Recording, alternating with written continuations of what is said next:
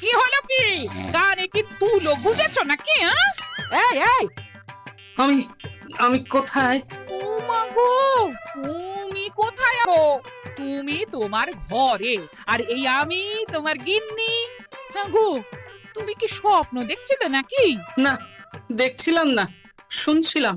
কানে বেশ একটা মধুর কোকিল ধ্বনি আসছিল। ঘরে চাল ডাল আনাজ সব আনতে হবে, তাই এক্ষুনি বাজার না গেলে কিন্তু হাঁড়ি চড়বে না।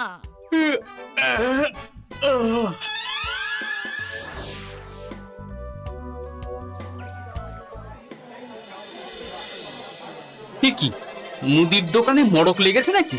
এত ভিড় কেন? এই দেখি। হে, এ কি হচ্ছে? আরে আমাকে যেতে দেবে তো নাকি? ওরে বাবা রে বাবা, এ কি কাণ্ড রে! এত বছর ধরে এখানে আছি, মুদির দোকানে তো এত ভিড় দেখেছি বলে মনে পড়ছে না। না, এই ভিড়ের সাথে যুদ্ধ না করে বরং এখন ফিরে যাই। রাজবাড়িতে একটা কোনো উপায় হয় কিনা দেখি। বলি, মুদির দোকানের জিনিস পছন্দ হয়নি বলে তুমি কিচ্ছুটি না কিনে খালি হাতে চলে এলে? পেটে কি কিল মেরে বসে থাকবো নাকি? আহা, তা কেন? এখন যা আছে তাই দিয়ে কিছু একটা করে দাও না গিন্নি। আমি না হয় রাজবাড়ি থেকে কোনো ব্যবস্থা করব, বুঝলে? আমি হলাম গোপাল, মহারাজা কৃষ্ণচন্দ্রের খাস লোক। আমাকে কিনা খারাপ জিনিস গছাতে চায়। আমি নেব কেন? তা তোমার পোশাকে এমন ধুলো কাদা লাগলো কেমন করে? এটা কিছু নয় গিন্নি, ওই আমি চলে আসছিলাম দেখে হরেন মুদি ছুটে এসে পায়ে ধরেছিল কিনা, তাই একটু ওই ধুলো লেগে গেছে আর কি। বাবা, ধরলো তোমার পায়ে আর ধুলো লাগলো তোমার সারা গায়ে? আমি কিছুই বুঝি না বাপু। আমার তো বুঝে কাজ নেই গিন্নি। ছোট মাথাকে বেশি খাটালে সে আবার গরম হয়ে যাবে। তার চেয়ে আমায় তাড়াতাড়ি পান্তা ভাত দাও দেখি, ওদিকে রাজবাড়িতে যেতে দেরি হয়ে যাবে। দাও দাও দাও।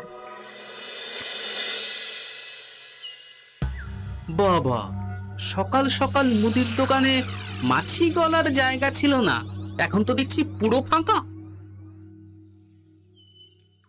ব্যাপারটা কি? আসার সময় দেখলাম মুদির দোকান পুরো ফাঁকা, দোকানিও নেই। রাজ্যের খাদ্য ভাণ্ডারে টান পড়লো নাকি? এইবার অবশ্য ফসল অতটা ভালো হয়নি, তাই কি এই হাল হলো নাকি? দেখি, মহারাজ নিশ্চয়ই এতক্ষণে খবর পেয়ে কোনো না কোনো ব্যবস্থা নিয়েছেন।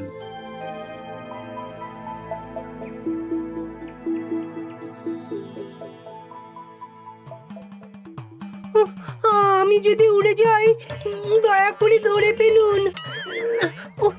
না হলে আমাকে নিয়ে উড়ে যাবে এই মজার বেলুন। খাসা খাসা, সত্যি বিজ্ঞানী, তোমার এই আবিষ্কার অতি মনোরম, দেখলেই মন ভালো হয়ে যায়। তা যা বলেছেন মহারাজ। এই অদ্ভুত উড়ন্ত বেলুন দিয়ে এখন থেকে বার্তা এ রাজ্য থেকে অন্য রাজ্যে পাঠানো যাবে, দূতের কাজ কমবে। বড় ভালো কথা বলেছো হে মন্ত্রী, এর জন্য বিজ্ঞানীকে আমি পুরস্কৃত করব। কি ভুল করে কোথাও চলে এলাম নাকি? কি রাজসভা নাকি কোনো মেলা? সভাসদেরা এই কি করছেন? গোপাল, এত দেরি করে এলে কেন? এত বড় আমোদ থেকে বঞ্চিত হলে? এইসব কি মহারাজ? বিজ্ঞানী এই নতুন ধরনের বেলুন আবিষ্কার করেছে গো গোপাল। আমার বানানো বেলুন কেমন হয়েছে গোপাল? ভালো, কিন্তু মহারাজ আমি যে একটু গুরুতর সংবাদ নিয়ে এসেছি মহারাজ। তোমার তো কোনো কিছুই ভালো সহ্য হয় না গোপাল। সভায় তোমার অনুপস্থিতিতে এই যে হাসির রোল উঠছে, সবাই আমোদ আহ্লাদ করছে, আর মহারাজও বেশ খুশি আছেন, এতেই তোমার গায়ে জ্বালা হচ্ছে, সেটা বলো না। সূচ যদি চালুনির বিচার করতে যায় তাহলে কি চলে মন্ত্রী মশাই? যাই হোক, সবাই যদি এই ছেলে খেলা বন্ধ করে একটু শান্ত হয়ে বসেন তাহলে আমি কথাটা বলতে পারি। বেশ, তোমরা সবাই বসো, শুনি গোপাল কি বলতে চায়। সেনাপতি, দয়া করে সভাকবিকে বেলুন থেকে নামানোর ব্যবস্থা করো। হ্যাঁ হ্যাঁ, এক্ষুনি নামাচ্ছি। ওই মা! থামো থামো থামো, এবার গোপাল কি বলতে চাইছিলে বলো। মহারাজ, সকালবেলায় আমি বাজারে গিয়ে দেখি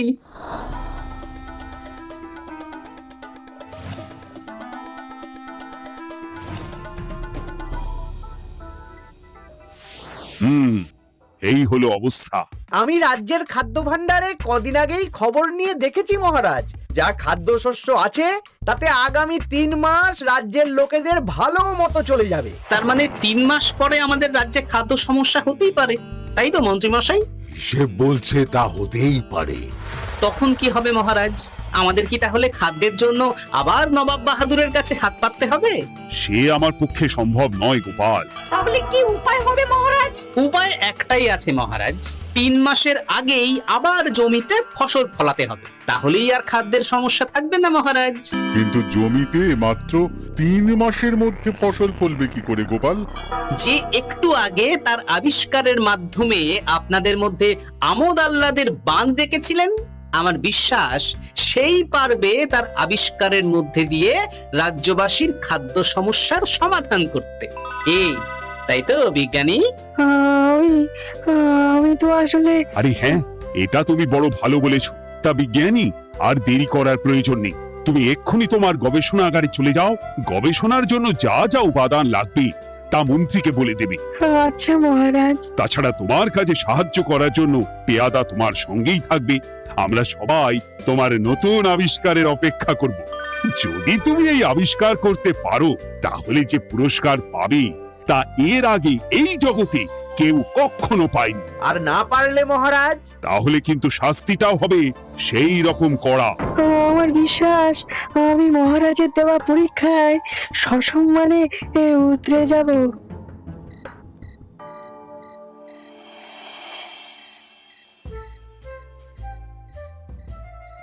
কি গো, কি হলো কি তোমার? এত রাতে এখনো জেগে আছো যে বড়?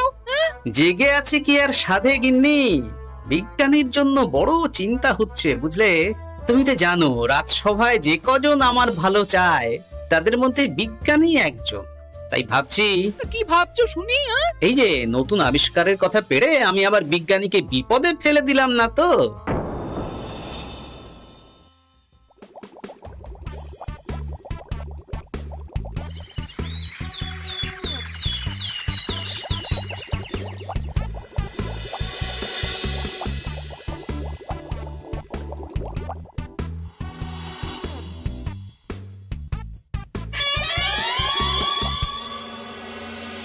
সাত দিন হয়ে গেল বিজ্ঞানী আবিষ্কারের দায়িত্ব পেয়েছে, না সে রাজসভায় এসেছে, না সে গবেষণা কক্ষ থেকে বের হয়েছে। সে কি কথা গো? তাহলে আর বলছি কি গিন্নি, এমনকি কাজের জন্য রাজসভা থেকে 2-3 জন পেয়াদা দেওয়া হয়েছে তার সাথে। তাদেরকে সে কিছু করতেও বলেনি, তারা ঠায় বাইরে বসেই আছে। ও মা গো, আর খাওয়া না, কিছুই নাকি করেনি। তুমি কি বলছো গো? বলছি বিজ্ঞানী সুস্থ আছেন তো নাকি? পরীক্ষা নিরীক্ষা করতে করতে আবার তার কিছু হয়ে যায়নি তো? সেটাই তো ভাবছি গিন্নি, বেচারিকে বিপদে ফেলে দিলাম না তো? না, কাল সকালে একবার গিয়ে দেখতে হবে বিজ্ঞানীর ঠিক কি হলো।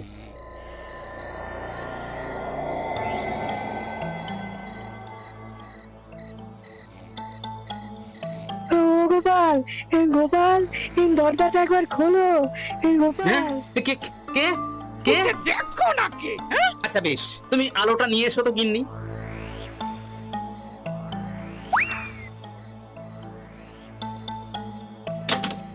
ওরে বাবারে, ভূত ভূত ভূত! গোপাল, গিন্নি, শিগগিরই আলোটা সামনে আনো। এ কি কাণ্ড! বিজ্ঞানী, বিজ্ঞানী, ও বিজ্ঞানী, একটু জল আনো তো গিন্নি। ভয় নেই, এটা চোর ভূত কেউ না, হে আমাদের বিজ্ঞানী।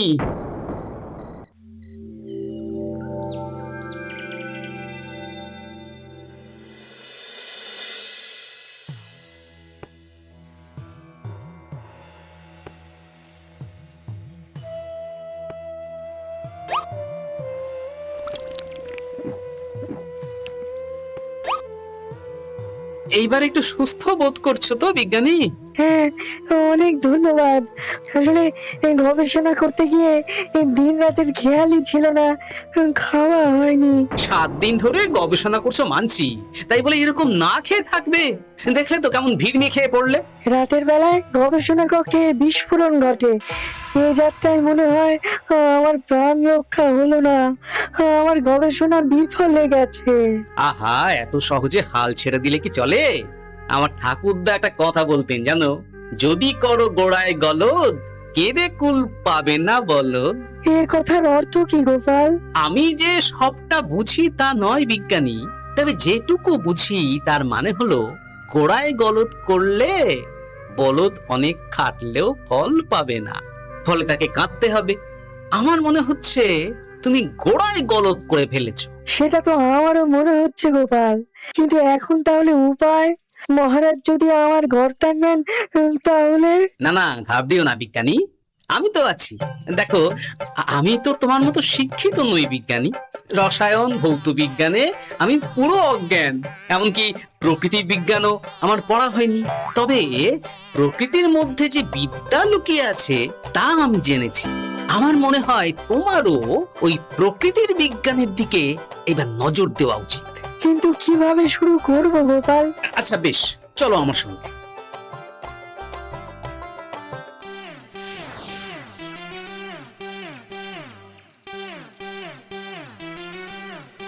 ভালো ফসলের জন্য সবার আগে কোনটা ভালো হতে হয়? মাটি। বাহ, তা মাটি যত ভালো, ফসলের গুণমান ও পরিমাণ ততই ভালো হবে, তাই তো?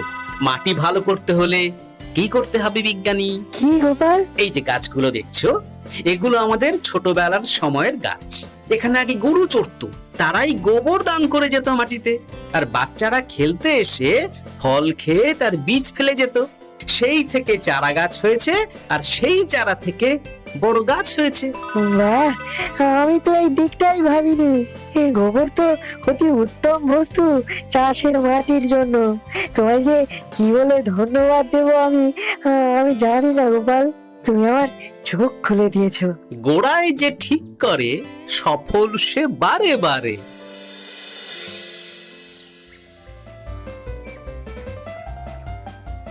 তাহলে বুঝে গেলে তোমাদের কাজ? বেশ, আর বিলম্ব নয়, তোমাদের হাতে কিন্তু একদম সময় নেই।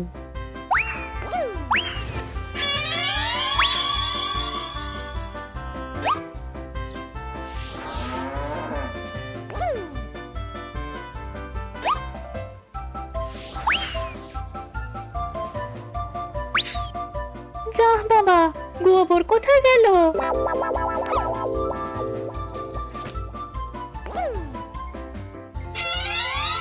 বাহ, এই কাজ ভালোই এগোচ্ছে। তোমার জুড়ি মেলা ভার গোপাল, তুমি যা বুদ্ধি দিলে।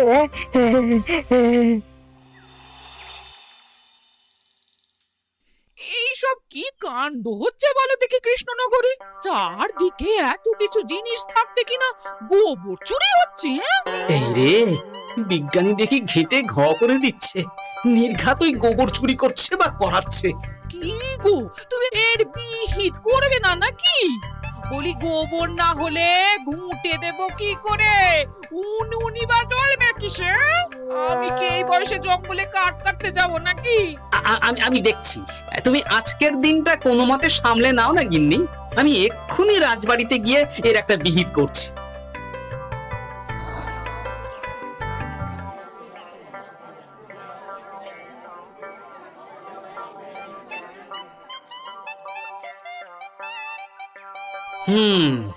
গোবর চুরির ব্যাপারটা বড় গুরুতর আকার নিয়েছে দেখছি। দ্রুত এর বিহিত না করলে জল না, মানে গোবর মাথা ছাড়িয়ে যাবে। গোবর চুরি হচ্ছে, এর একটা বিচার চাই। রাত দুপুরে গোবর চুরি। হ্যাঁ? ইয়ার কি হচ্ছে? এই অন্যায় মেনে নিতে পারছি না। শুধু মাথাই ছাড়াইনি মহারাজ, বিজ্ঞানী রাজ্যের সব গোবর চুরি করে এমন বড় একটা স্তূপ বানিয়েছে, চাইলে সেই স্তূপ মনে হয় সেই মুর্শিদাবাদের নবাব বাহাদুরও দেখে ফেলবেন। সে কি কাণ্ড! শুধু কাণ্ড নয়, এ যে প্রকাণ্ড। বিজ্ঞানী করেছে রাজ্যকে একেবারে লন্ডভন্ড। বাহ, বেশ অনেক গোবর জমেছে। এইবার আমার পরীক্ষার কাজ শুরু করতে হবে। আর এইভাবে সারা রাজ্যের কোনো লোক গোবর পাচ্ছে না মহারাজ, ফলে কেউ ঘুঁটে দিতে পারছে না। জ্বালানির অভাবে রাজ্যের ঘরে ঘরে অরন্ধন শুরু হয়েছে মহারাজ। প্রজারা রাজসভার সামনে বসে বিক্ষোভ দেখাচ্ছে। এ তো সত্যি বিশৃঙ্খল অবস্থা মহারাজ। খাদ্যাভাব মেটাতে গিয়ে বিজ্ঞানী তো দেখছি সেই খাদ্যের সংকটের সামনেই ফেলে দিয়েছেন রাজ্যবাসীকে। এক্ষুনি ডাকো বিজ্ঞানীকে, আজই আমি ওর গর্দান নেব। এত বড় সাহস! মার্জনা করবেন মহারাজ। এত দ্রুত কোনো সিদ্ধান্তে উপনীত না হলেই ভালো। হ্যাঁ, সে তো তুমি বলবেই। তোমার বড় প্রিয় মানুষ তো ওই বিজ্ঞানী, তুমি তো তার দিকে ঝোল টেনে কথা বলবেই। না মন্ত্রী মশাই, মহারাজের আশীর্বাদে আমার ঘরে দুমুঠো ভাত ডাল আর একটু মাছের ঝোলের অভাব নেই, তাই আমার কারো পাত থেকে ঝোল টেনে খেতে হয় না। এ কি গন্ডগোল? কে জানে কে টানলো কোন দিকে ঝোল? আমি বলি কি মহারাজ, যে কোনো পরীক্ষাতেই শুরুতে ভুল হয়েই থাকে। ভুল থেকেই তো মানুষ শেখে মহারাজ। বিজ্ঞানী হয়তো একটা ভালো করতে গিয়ে অন্য অসুবিধার কথা বুঝতে পারেননি। আমি যাচ্ছি মহারাজ, আমি গিয়ে এক্ষুনি এই সমস্যার সমাধান করে আসছি। কিন্তু মনে রেখো গোপাল, বিজ্ঞানীর হাতে কিন্তু সময় অতি কম। হ্যাঁ, সময় যত যাচ্ছে বিজ্ঞানীর গর্দানের দিকে মহারাজের হাত তত এগোচ্ছে। আমার তো মনে হচ্ছে মহারাজ বিজ্ঞানীকে এই দুর্বুদ্ধি ওই গোপালই দিয়েছে। আর এই আবিষ্কারের পুরস্কার নিয়েও গোপাল বিজ্ঞানীর সাথে কোনো রফা করে চলেছে।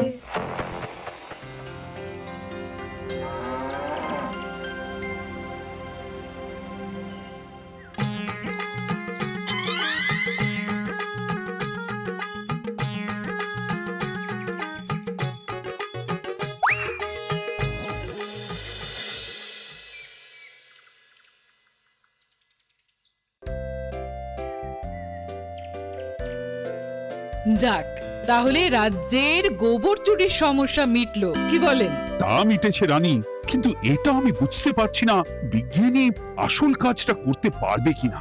না পারলেই তো আবার 3 মাস পরে। কি সকাল বেলায় এই কটু গন্ধে রাজবাড়ি ভরে উঠেছে কেন? কি হলো? ইস, এত বিশ্রী গন্ধ কোথা থেকে আসছে মহারাজ? এ তো মনে হচ্ছে প্রহরী, এক্ষুনি বিজ্ঞানীর বাড়ি গিয়ে তাকে ডেকে আনো।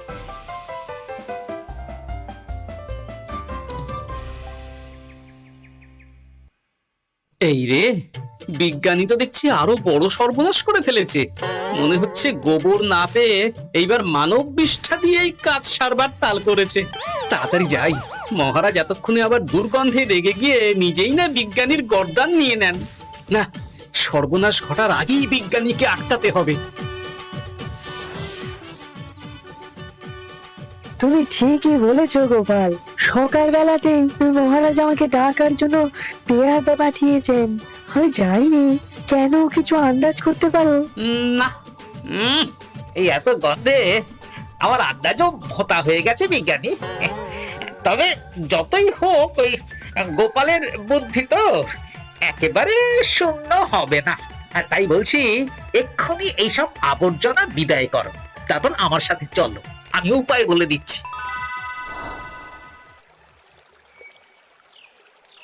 একটা কথা ভাবছিলাম বিজ্ঞানী, আমাদের বাড়ির পিছন দিকে কয়েক মাস ধরেই আমার গিন্নি ওই ফলের খোসা, তরকারির খোসা, ফলের বীজ ফেলে।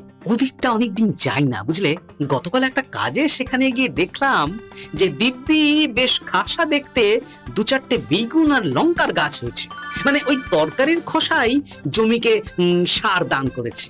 গোপাল, বাহ, তুমি সত্যি আমার সুজন, আমার বন্ধু। আমি এতদিনে বুঝতে পেরেছি আমার ঠিক কোথায় গলদ হচ্ছিল। আমি পেয়ে গেছি আমার নতুন আবিষ্কারের সঠিক রাস্তা। আমি পেয়ে গেছি গোপাল।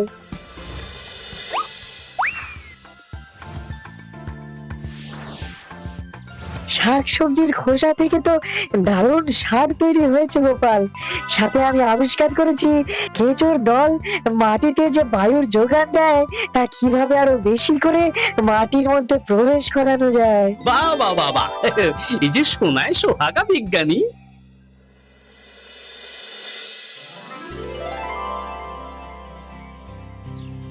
বাহ বাহ বাহ বাহ বিজ্ঞানী, তোমার তো জুড়ি মেলা ভার।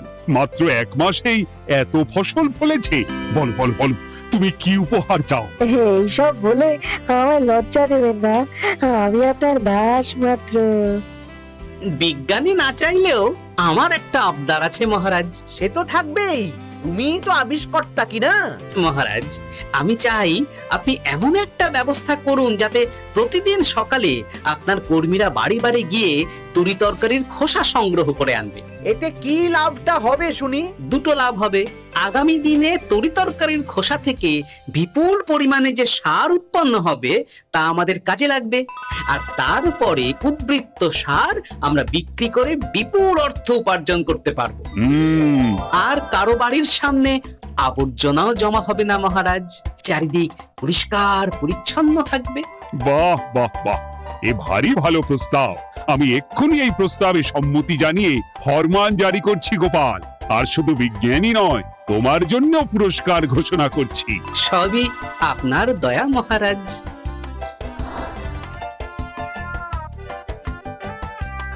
বুদ্ধি থাকলে উপায় হয়, হবেই হবে তোমার জয়।